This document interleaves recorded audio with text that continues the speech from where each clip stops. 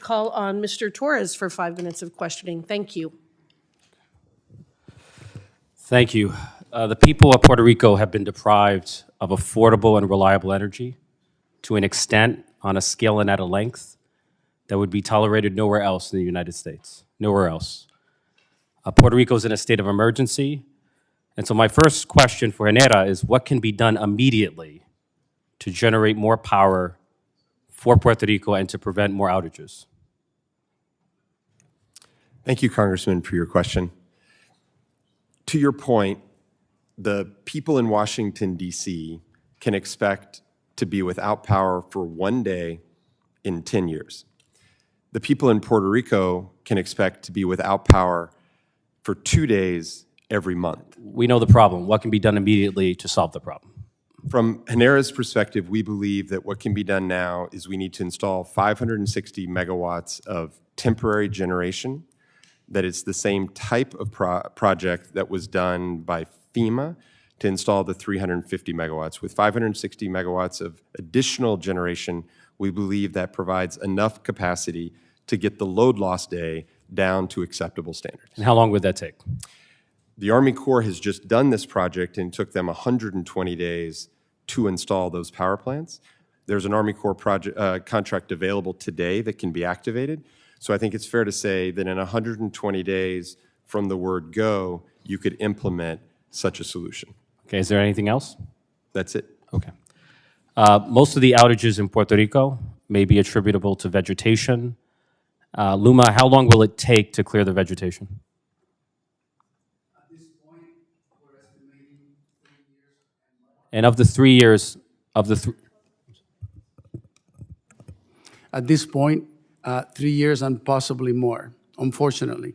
and of the 3 years, how much of the 3 years is the physical process of vegetation clearance, and how much is the process of regulatory approval? The regulatory approval, and especially on the environmental side, is at least 1 year of that, So of the 3 years, 1 relates to regulatory approval. at least. So the regulatory approval slows down the process of vegetation clearance by 50%. Yes. And I just feel like the fact that we're allowing red tape to be prioritized over the energy needs of the people on the island to be an absurdity. And it would be comical if it were not so serious and not so dangerous. And the vegetation clearance could be delayed not only by regulatory approvals, but also by environmental review. That is correct. If I may be blunt with this committee, I mean, the number one thing that you can do is provide a waiver on very few things because, you know, it's just what the priorities are. One of them is vegetation. Today, But I'm asking about environmental review. So there's an environmental impact statement and an environmental assessment. How much longer would the process be with an environmental assessment?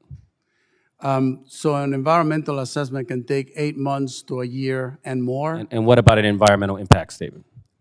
That could take up to 5 years. So 3 plus 5 years. It could take 8 years to clear vegetation, which is central to preventing outages. Is that what you're telling me? I know of cases where it could take 10 years, and in another case, 20 years from some people who have been in this for a while in the industry. Again, I think that's outrageous. Like, it's not, removing vegetation should not be rocket science. Like, if we know that vegetation is a disproportionate driver of outages, we should be creating an expedited process by which to remove it. I just think that it's common sense. What matters, obviously, is not only the quantity, but also the quality of energy, the reliability of energy. One measure of reliability is the rate of forced outages. Genera, what is the forced outage rate for Puerto Rico? Today, the forced outage rate on the existing assets is approximately 30%, which means a third of the time they're unexpectedly unavailable. And how does Puerto Rico's forced outage rate compare to forced outage rates elsewhere in the United States? A comparable utility, let's say, for example, in Florida, it would be 3%. So it's 10 times as severe. And, you know, much has been said about unreliable energy. I think the most unreliable energy is oil. Like what percentage of Puerto Rico's energy is coming from oil? Yep. Thank you, Congressman, for your question. Of the fleet that we manage, approximately 50% of the electricity is derived from oil, Whereas Florida is, probably less than 3. right. So I think that there's obviously a connection between Puerto Rico's dependency on oil and the high rate of forced outages. Absolutely, as well as the high rate of power prices generally. Okay.